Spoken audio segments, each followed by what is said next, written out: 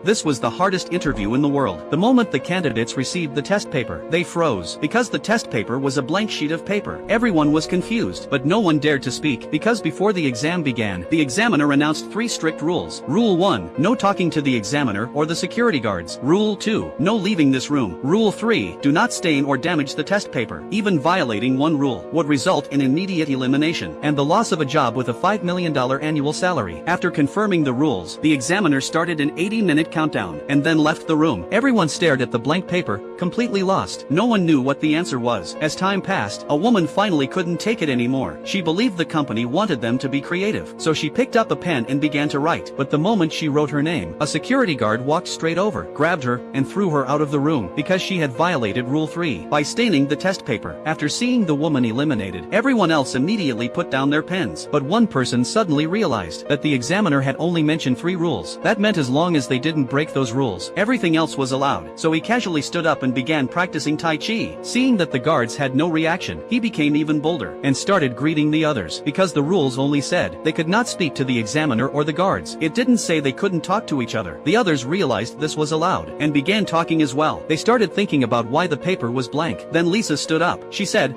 "What if the paper was made with some kind of chemical substance? Maybe the questions would appear under certain lighting." Everyone thought she might be right, so they held the paper close to the ceiling lights, but nothing happened. Then Jack said maybe it needed a special kind of light, like ultraviolet or infrared, but there was nothing like that in the room. At the same time, a blonde woman noticed an emergency light on the wall. To test the theory, they broke one of the lights. A few seconds later, a blue emergency light turned on. They immediately tested the papers again, but the sheets were still blank. Mike thought they had chosen the wrong color. Maybe there were other lights in the room. At that moment, Anna noticed another light tube on the wall, so they smashed it as well.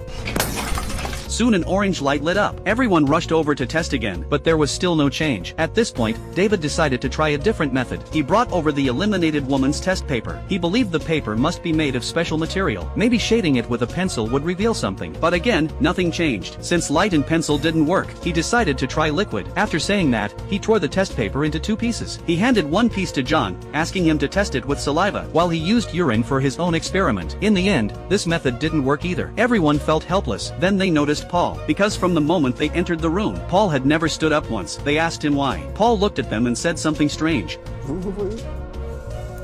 What they didn't realize was that Paul had just revealed the secret of the blank paper.